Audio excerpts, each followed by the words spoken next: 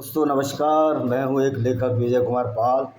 दोस्तों आज एक शुभ सूचना देना चाहता हूं कि मैंने जितनी भी किताबें लिखी हैं आप उसको ख़रीदोगे तो उसका एक बहुत बड़ा हिस्सा मैं उन लोगों को दूंगा जो इस्लामिक आतंकवाद के नाम पर मारे गए हैं, चाहे वो भारत में मारे गए हों, चाहे वो सलमान मोमिका का परिवार हो, चाहे अहमदाबाद में जो बच्चे को घोंप कर मारा गया हो, या जितने भी गैर मुस्लिम इस्लामिक गुंडागर्दी के हाथों मारे गए हैं, मैं ये पैसा उनको दूंगा।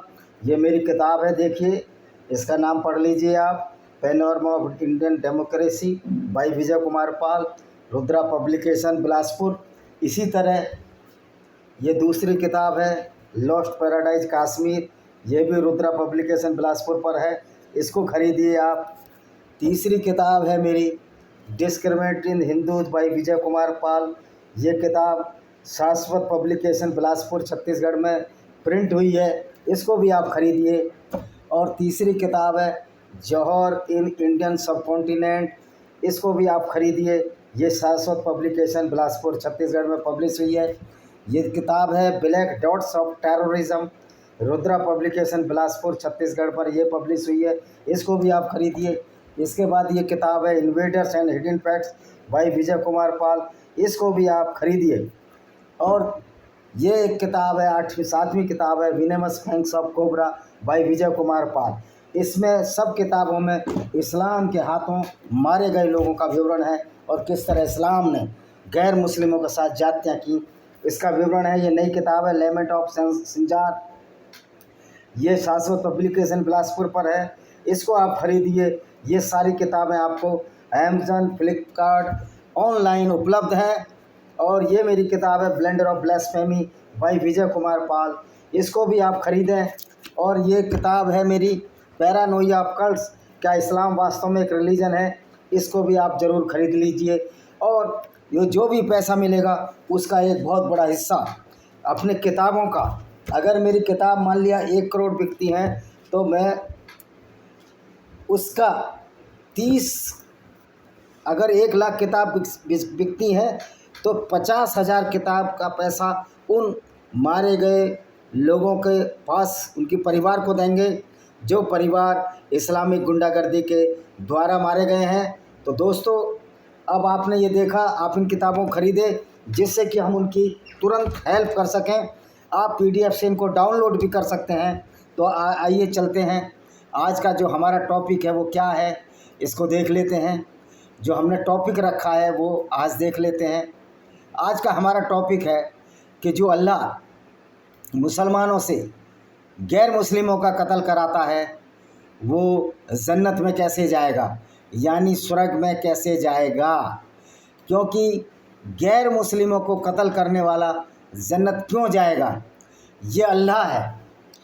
ये किस तरह का अल्लाह है जो गैर मुस्लिमों को कत्ल कराने की आयतें लाता है, गैर मुस्लिमों को मारने की आयतें लाता है, गैर मुस्लिमों को औरतें लूट कर उनको बलात्कार करने की इजाज़त देता है। अब समझ में आना चाहिए आपको, एक अल्लाह जो मुसलमानों को क्रिमिनल बनाता है, उनको हिंसा के लिए भड़काता है, वो जन्नत यानी स्वर्ग कैसे जाएगा। और अल्लाह ने उनके लिए स्वर्ग क्यों तैयार किया है, जन्नत क्यों तैयार किया है। ये क्या अल्लाह वास्तव में अच्छा दुनिया को बनाने वाला खालिक है या दुनिया को बनाने वाला सर्जन करता है। और फिर ये अल्लाह इतनी नफ़रत फैलाकर, ये नफ़रत किस लिए फैला रहा है, इस नफ़रत के आधार पर लोगों को कत्ल करा रहा है। और मुसलमानों को जो कि गैर मुस्लिम औरतों को लूटने की जिनको इजाज़त है, उनके साथ बलात्कार करने की इजाज़त है, उनको मारने और उनको लूटने और उनको बाज़ारों में बेचने की इजाज़त है। होता क्या था कि पैगंबर मोहम्मद साहब भी अपने जीवन काल में यही कार्य करते थे। ये काफ़िले लूटने वाला एक पैगंबर मोहम्मद जो कि अल्लाह ने क्यों भेजा, क्यों अल्लाह ने ऐसी गुस्ताखी की कि ऐसा पैगंबर बना दिया जो सिर्फ़ और सिर्फ काफ़िले लूटता था। क्यों अल्लाह ने ऐसी आयतें भेजी कि वो गैर मुस्लिमों को कत्ल कराता था। कुरान में कम से कम 174 ऐसी आयतें हैं जो गैर मुस्लिमों को कत्ल कराने के लिए उकसाती हैं। मज़े की बात है, गैर मुस्लिम को कत्ल करने वाला जन्नत जाएगा यानी स्वर्ग में जाएगा, और उनके हाथों कत्ल होने वाले गैर मुस्लिम नरक में जाएंगे। कहीं ऐसा होता है कि अच्छा काम करने वाला तो नरक में जाए और बुरा काम करने वाला जन्नत में जाए? गैर मुस्लिमों का सिर्फ एक बुरा काम है, वो बुरा काम है वो झूठे अल्लाह में विश्वास नहीं करते, लुटेरे पैगंबर में विश्वास नहीं करते जो कि सिर्फ काफिले लूटा करता था और ऐसी ऐसी शिक्षाएं मुसलमानों को देता था जिसमें कि गैर मुस्लिमों का नुकसान होता था, उनकी औरतों की बेइज्जती सरेआम की जाती थी। ये मेरी किताब है, इसी बात का एक रिफ्लेक्शन है, दर्पण है कि किस तरह इस्लाम की आयतों का हवाला देकर मैंने इन किताब में बताया है कि किस तरह अल्लाह काफिरों को कत्ल करने वाले अपराधियों को जन्नत यानी स्वर्ग का नज़ारा देता है, और उसमें भी जन्नत फिरदौस सबसे ऊंचे दर्जे का उसको देता है दर्जा, उसको जन्नत मिलेगी जो मुसलमान ज़्यादा से ज़्यादा मुस्लिमों को कत्ल करेगा और इस्लाम फैलाएगा, चाहे इस्लाम तलवार के बल से हो, क्योंकि इस्लाम तो ये कहता ही है, कुरान की कई आयतें तो ये कहती हैं कि जब गैर मुसलमान इस्लाम से इनकार कर दे तो उनको कत्ल कर देना चाहिए। चैप्टर 9 की 5 भी यही कहती है कि जब रमज़ान के पवित्र महीने बीत जाएं तो गैर मुस्लिम काफिरों को कत्ल करो, उन्हें जा पाओ मारो। और दूसरी बात यह है, हिंदू तो बहुदेववादी हैं, पैगान हैं, बहुत सारे देवी देवताओं की पूजा करते हैं और उस पर वो मूर्ति पूजा भी करते हैं। तो हिंदू तो निचले गिरे दर्जे के मिस्कीन हैं, भिखारी हैं, क्योंकि ये नजस पोटी जितने गंदे हैं, यहूदी और ईसाई भी जानवरों जितने गंदे इस्लाम में बताए गए हैं। तो ये अल्लाह जो गैर मुस्लिमों को जानवरों से भी गया बीता बताता है, ये इनकी सूरह चैप्टर अल बकरा, अल तौबा, अल मायदा 3 आयतें पढ़ लीजिए, चैप्टर 5, चैप्टर 2 और चैप्टर 9 पढ़ लीजिए। कुरान की सारी गुंडागर्दी आपके सामने आ जाएगी। किस तरह ये अल्लाह मुसलमानों को उकसाता है कि गुंडागर्दी करो गैर मुस्लिमों के खिलाफ, उनको कत्ल करो इस्लाम कबूल करने के लिए। अगर वो इस्लाम कबूल कर ले छोड़ दें, और यदि इस्लाम कबूल भी ना करें तो गुंडा रंगदारी टैक्स दे दें, और जिसको कि हम जजिया के नाम से जानते हैं, जो कि औरंगजेब से लेकर सभी ने लगाया था, अकबर ने भी लगाया था। ये अकबर महान है, इस झूठे फलसफे में ना पड़ो जब इनका पैगंबर ही महान नहीं है। पैगंबर क्यों नहीं महान है कि कोई भी पैगंबर इस तरह की काम नहीं कर सकता। औरतों को लूटना, उनको बाज़ारों में बेचना और औरतों के साथ बलात्कार खुद करना और करवाना, कोई भी समझदार पैगंबर पीडोफाइल नहीं हो सकता जो 55 साल की उम्र में 9 साल की आयशा बिन अबू बकर के साथ इस तरह का मोलेस्टेशन करे, उसका जो एक बच्ची थी। ये कहना है कि उस ज़माने में बच्चियां जवान हो जाती थी अरब में, ये सब झूठे फलसफे हैं मोहम्मद को बचाने के। अगर बच्चियां जवान हो जाती थीं तो अभी तो मोहम्मद 55 साल का था। 45 साल का गैप कि एक बहुत बड़ा गैप है। कोई आज मुसलमान अपनी 9 साल की फूल सी बच्ची को 55 साल के बुढ़े मुसलमान को देगा? हो सकता है कोई अबू बकर सिद्दीकी जो इनका पहला खलीफा था, जिसकी बेटी आयशा बिन अबू बकर थी, वो दे दे। ऐसे मूर्खों की भरमार है। आप ये देखिए, ऐसे मूर्खों की हमारे मुसलमान भाइयों में भरमार है जो गैर मुस्लिमों को कत्ल करके जन्नत जाना चाहते हैं। क्या वास्तव में जन्नत मिल सकती है इनको? क्या ये अल्लाह की जन्नत झूठी नहीं है? क्या अल्लाह झूठा नहीं है? क्योंकि अल्लाह उन लोगों को जन्नत भेज रहा है जो अपराधी हैं, जो लोगों को कत्ल करते हैं। मैं यह महात्मा गांधी का कोट करना चाहूँगा। महात्मा गांधी ने जब स्वामी श्रद्धानंद की हत्या हुई और लोगों ने जो मुसलमान बन गए थे और उनकी हत्या करवा दी, तो ये महात्मा गांधी कहते थे कि जो मुसलमान बन गए उनको वापस लाना कोई अधिकार नहीं है हिंदुओं का या गैर मुस्लिमों का। क्यों? अगर कोई गैर मुस्लिम मुसलमान बन जाए और फिर मुसलमान से वापस अपने ही धर्म में आए, यानी कि यहूदी बन जाए, क्रिश्चियन बन जाए या हिंदू बन जाए, कम से कम उस गुंडागर्दी से तो बाहर आ जाता है जिसको हम इस्लाम के नाम से जानते हैं। तो महात्मा गांधी ने भी उसी इस्लामिक गुंडागर्दी का साथ दिया। और बड़े दुख की दुर्भाग्यपूर्ण बात है कि यह आज हमारा राष्ट्र गांधी है, राष्ट्रपिता है। वैसे भी राष्ट्र तो बहुत पुराना है, तो राष्ट्र का पिता ही कैसे हो गया? तो ऐसे बहुत गद्दार जयचंद हिंदुओं में भी हैं, ईसाइयों में भी हैं, यहूदियों में भी है जो ये प्रोटेस्ट कर रहे हैं। जब हमास पर अटैक हो रहा है, गाजा पर अटैक हो रहे हैं, जब ये प्रोटेस्ट नहीं करते थे तो ये लोग न हिंदू हैं, न ईसाई हैं, न यहूदी हैं, ये वो वामपंथी हैं जो इस्लामिक जिहादियों से मिले हुए हैं। इसी वजह से आज दिन पर दिन इस्लाम के खिलाफ लोग होते जा रहे हैं, क्योंकि इनका तो अल्लाह ही बड़ा अत्याचारी है। पहले मुसलमान, भोले वाले मुसलमान को ऐसी आयतें भेजता था, मैं तो कहता हूँ पैगंबर मोहम्मद बहुत सीधा व्यक्ति था, लेकिन जब वो मुसलमान बना तो इसी अल्लाह ने उसको ऐसी ऐसी आयतें भेजी जो उसको बहसी और दरिंदा बना दिया, जो लोगों की कत्ल करने लगा, लोगों की हत्याएं करने लगा और लोगों को लूटने लगा, उनकी फसलें लूट लिया करता था और अपने हिसाब से समझौते कराता था। ऐसी बहुत सी कहानियाँ भरी पड़ी हैं कि इस्लाम में कुरान की आयतें पढ़ कर गैर मुस्लिमों को आज भी हमारे मुसलमान कत्ल कर रहे हैं। मैं मुसलमान को भाई नहीं कहूँगा, क्योंकि उनका इस्लाम ऐसी इजाज़त नहीं देता। उनका इस्लाम कहता है कि मुसलमानों को गैर मुस्लिमों से भाईचारा नहीं मानना चाहिए, वरन उनको ज़बरदस्ती इस्लाम में लाना चाहिए, तभी वो आपके भाई हैं। अगर वो इस्लाम में नहीं लाए, इस्लाम में ना आए तो आपके भाई नहीं हैं। तो फिर उनको क्या करना है जो इस्लाम में ना आए? तो दो ही रास्ते हैं, या तो इस्लाम कबूल कर लो या कत्ल होने के लिए तैयार हो जाओ, और अगर कत्ल भी नहीं करना है, तीसरा एक जो रास्ता बचता था कि आप जजिया और गुंडा टैक्स दो। वो जजिया भी उन पर वाजिब था, जो कि पीपल्स ऑफ बुक है, जो कि ईसाइयत और यहूदी जिनका कि कुरान में नाम है, उनको जजिया देकर उनको माफ़ किया जा सकता है।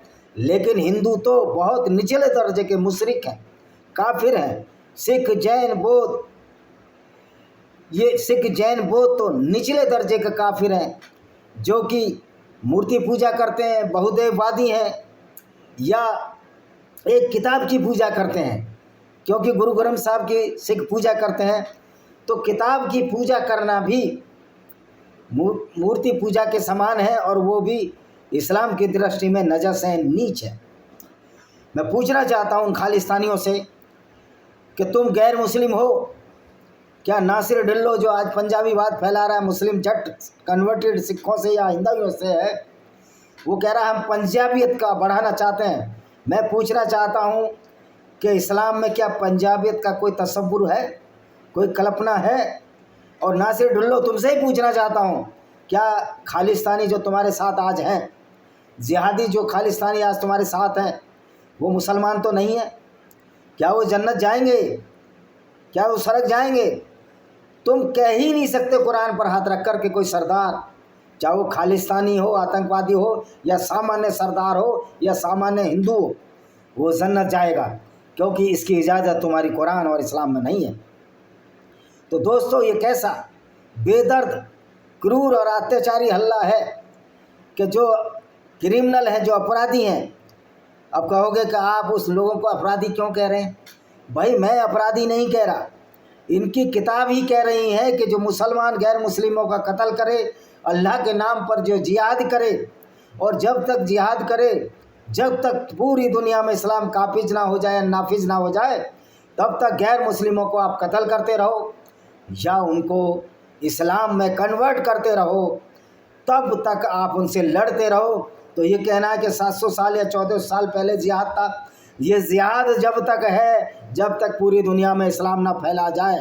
आज हर मुसलमान के दिल में गज़वाए हिंद की ख्वाहिश है। ये कन्वर्टेड मुस्लिम नहीं जानते, मूर्ख तुम्हारे पुरखे जो बांग्लादेश, हिंदुस्तान और पाकिस्तान में हैं, वो हिंदू थे, और तुमको जबरन मार मार कर मुसलमान बनाया गया, तुम्हारे पुरखों को, और तुम्हारी माताओं और बहनों, नानी और दादियाँ जो कि तुम्हारी पुरखी थीं, या जो तुम्हारी मात्र पुरखे थे, उनके साथ अरबी और तुर्किश मुसलमानों ने बलात्कार किए, उनको किडनैप किया, और जब आपको हिंदू से मुसलमान बनाया गया, आज आप गौरव करते हो उन लोगों पर जो आपके बलात्कारी और हत्यारे थे। अरब और तुर्किश मुसलमान वो आपके आइडियल हैं। तो अब देख लीजिए, जब एक हिंदू मुसलमान बन जाता है, जब एक ईसाई मुसलमान बन जाता है, एक यहूदी जब मुसलमान बन जाता है, तो किस तरह से वो अपराधी, बहसी और दरिंदा हो जाता है। उसमें उस मुसलमान भाई की सिर्फ इतनी ही गलती है कि वो अपने दिमाग को नहीं खोलता है, वो अपने दिमाग से काम नहीं लेता है, वो सिर्फ इसको अल्लाह की वाणी मानकर ऐसा ही काम करने लगता है जिससे कि सारे मुसलमान अपराधी बनने जन्नत के चक्कर में भैंसी और दरिंदे बन जाते हैं। गरीब भोले भाले मुसलमानों के बच्चों को ये बता कर कि अल्लाह का पैगाम है, अल्लाह की आज्ञा है कि गैर मुस्लिमों को लूटो, गैर मुस्लिमों को कत्ल करो, उनकी औरतों को लूटो, जिसको कि इस्लाम में माल गनीमत कहा गया, यानी लूट की भी सीख इस्लाम देता है। तो बताइए ये अपराधियों का गिरोह हुआ न हुआ?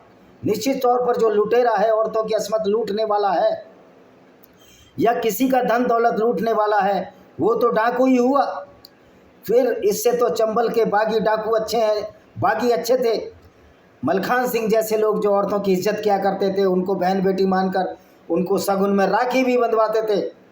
चंदे कुछ निचले दर्जे के भी बागी रहे होंगे, मैं उनको डाकू कहूँगा। तो फिर मोहम्मद से अच्छे तो मलखान सिंह हैं, और बहुत सारे डाकू हैं जो मोहम्मद से अच्छे हैं। फिर मोहम्मद का प्रचार प्रसार, इसको पैगंबर मानने की क्या वजह है? दोस्तों, इसी को ब्रेन वॉश कहते हैं, इसी को खाली भेजा दिमाग कहते हैं, क्योंकि मौलाना मुस्लिमों को ये बात बताते ही नहीं कि इस्लाम में शांति नहीं वरन अशांति भरी हुई है। और यह अशांति मोहम्मद ने अपने समय से ही शुरू कर दी, जब उनके साथी या साहबा गैर मुस्लिम औरतों को बाज़ारों में बेच दिया करते थे और उसके बदले घोड़े और हथियार खरीदते थे। तो ये जन्नत है, जो जन्नत का तसव्वुर है, जो जहन्नुम नरक का तसव्वुर है, वो ऐसा प्रतीत होता है कि मोहम्मद और उसके साथियों ने अपने फ़ायदे के लिए बनाया। ये झूठ और कपोल कल्पित जन्नत और जहन्नुम का जो फ़लसफ़ा है वो मोहम्मद ने तैयार किया। वरना क्या कारण था? अल्लाह के नाम पर जो लोग दूसरों के गले काट रहे हैं, दूसरों की माताओं बहनों की इज्जत से अब तक खिलवाड़ करते चले आ रहे हैं। ये शुरू से इतिहास रहा है। हिंदू औरतों के साथ बलात्कार, यहूदी औरतों के साथ बलात्कार, क्रिश्चियन औरतों के साथ बलात्कार, और अभी चंद दिन पहले तो कश्मीर की एक सिख लड़की को भी कन्वर्ट किया था, और ननकाना साहिब में कश्मीर के पंजाब के पाकिस्तान की लड़की को उसका निकाह पढ़वा दिया गया सिख लड़की का, और बाद में कह दिया गया जान बचाने के लिए बेचारे सिख क्या करते कि वो अपनी मर्जी से गई थी। तो एक ऐसा अल्लाह उन लोगों के लिए जन्नत तैयार कर रहा है जो क्रिमिनल हैं, जो अपराधी हैं, जो लुटेरे हैं, जो भैंसी हैं, जो दरिंदे हैं, जिनके दिमाग ऊपर से खाली हैं। तो दोस्तों, ये अल्लाह कैसा क्रूर अत्याचारी है कि जो अगर आप अच्छे काम करते हो, हिंदू हो, ईसाई हो और यहूदी हो यानी गैर मुस्लिम हो, तो आपको फिर भी जन्नत नहीं मिलेगी। आप मुसलमानों की कितनी भी मदद कर लो, आप मुसलमानों को कितना भी पैसा दे दो, उनकी कैसे भी मदद कर लो, चाहे माली मदद कर लो, चाहे उनकी शारीरिक मदद कर लो, लेकिन कुरान के हिसाब से आप जहन्नुम नरक में ही जाओगे। और ये बात वो मुसलमान भी आपसे कभी नहीं कहेगा कि आप जन्नत में जाओगे, क्योंकि वो अपने इस्लाम को जानता है और तुम गैर मुस्लिम इस्लाम को नहीं जानते, इसलिए ये दुर्गति हो रही है। इसी के लिए मैं पुनः कहना चाहता हूँ कि आप इन किताबों को पढ़िए, और इन किताबों को पढ़ने से आपको पता लगेगा कि वास्तव में इस्लाम क्या है। और जब आपको पता लगेगा, जो किताबें बिकेंगी उससे जो रॉयल्टी आएगी, उस रॉयल्टी को मैं उन लोगों में बांटूंगा जो कि इस्लामिक गुंडागर्दी के हाथों मारे गए हैं, इस्लामिक जिहाद के हाथों मारे गए हैं। आप इन किताबों को ज़रूर पढ़िए। तो दोस्तों, आपने देखा कि किस तरह ये कुरान का अल्लाह गैर मुस्लिमों का दुश्मन है। गैर मुस्लिमों का दुश्मन इसलिए है कि उस झूठे अल्लाह, लुटेरे पैगंबर, पेशेवर हत्यारे पैगंबर पर हम विश्वास नहीं रखते, और उस मूर्खता पर विश्वास नहीं रखते कि मोहम्मद ने चांद के 2 टुकड़े कर दिए थे। और क्यों विश्वास रखें? हम ऐसी विचारधारा में क्यों जाएं जो अच्छे भले इंसान को भैंसी और दरिंदा बनाती है, लुटेरा बनाती है, कातिल बनाती है, बलात्कारी बनाती है, हत्यारा बनाती है। तो जो भी इस्लाम में जा रहे हैं, पहले इन किताबों को मेरी को पढ़ लें और कुरान को भी पढ़ लें, तो आपको पता लग जाएगा कि इस्लाम में जाने के क्या नुकसान है और इस्लाम किस तरह एक झूठा फ़लसफ़ा है। तो आपने देखा कि किस तरह अल्लाह, कुरान का अल्लाह अपराधियों के साथ है, गैर मुस्लिमों को कत्ल करने वालों को जन्नत, और गैर मुस्लिम चाहे वो कितना भी अच्छा हो, कितना भी भला भोला हो, उसके लिए जहन्नुम नरक की आग में जलाएगा, उनकी खालें पकाएगा। ये है इस्लाम की असलियत। अगर इसके बाद भी कोई गैर मुस्लिम इस्लाम कबूल करता है तो फिर उसका भविष्य खराब है, अंधकार में है। आज इस्लाम की वजह से मुसलमानों का भविष्य अंधकार में हो गया है। तो आप समझ सकते हैं किस तरह का ये अल्लाह है, किस तरह दुनिया बनाने वाला खालिक है, जो एक पर्टिकुलर कम्युनिटी मुसलमानों को तो जन्नत देगा, और किसके बदले जन्नत देगा कि वो गैर मुस्लिमों की औरतों को लूटें, उनसे बलात्कार करें, जो अहमद शाह अब्दाली ने किया, जो बहुत सारे मुस्लिम शासकों ने किया। और पाकिस्तानियों, तुम्हारे पूर्वज हिंदुओं के साथ भी अरबी और तुर्की मुसलमानों ने बलात्कार किया। लेकिन आज इस्लाम में तुम इतने अंधे हो गए हो, तुमको अपनी माँ बहनों के पुरखों के बलात्कारी हत्यारे इस्लामिक लुटेरे नज़र नहीं आते हैं, क्योंकि पाकिस्तान की कल्चर कोई अरबी कल्चर नहीं है। और मज़े की बात है, सऊदी अरब ने इतना पैसा पाकिस्तान को दिया मदरसे खुलवाने में, इनको इतना पीछे कर दिया, और आज सऊदी अरब और संयुक्त अरब अमीरात में मंदिर बनाए जा रहे हैं, इस्लाम को पीछे धकेला जा रहा है। अब लोग कह रहे हैं कि क़यामत आएगी। ओ भाई, कोई क़यामत नहीं आएगी। सबसे बड़ी क़यामत है तो ये अल्लाह है, अल्लाह का पैगम्बर है और इस्लाम की विचारधारा है। तो ये क़यामत तो आ ही चुकी है, जिसमें ना गैर मुस्लिमों को फ़ायदा हो रहा है, ना मुस्लिमों को फ़ायदा हो रहा है। मुस्लिम भी अब रिटेलिएशन में मारे जा रहे हैं, और चूँकि मुस्लिमों की तादाद दूसरों की तादाद से कम है तो ज़्यादा बड़े पैमाने पर उनका जनसंहार हो, तो कोई आश्चर्य की बात नहीं है कि जो सरतन से जुदा के नारे लगा रहे हैं, अगर दूसरे लोग भी बोलें, ये कहते हैं गुस्ताखे रसूल की यही सज़ा, सरतन से जुदा, सरतन से जुदा, अगर यही नारे काफिर लगाने लगें कि गुस्ताखे काफिर की यही सज़ा, सरतन से जुदा, सरतन से जुदा, तो क्या मंजर होगा, क्या अंजाम होगा, ये सोचने और समझने की ज़रूरत है। इसी के साथ मैं इस वीडियो को विराम देता हूँ। वंदे मातरम, जय हिंद, आपका दिन शुभ हो।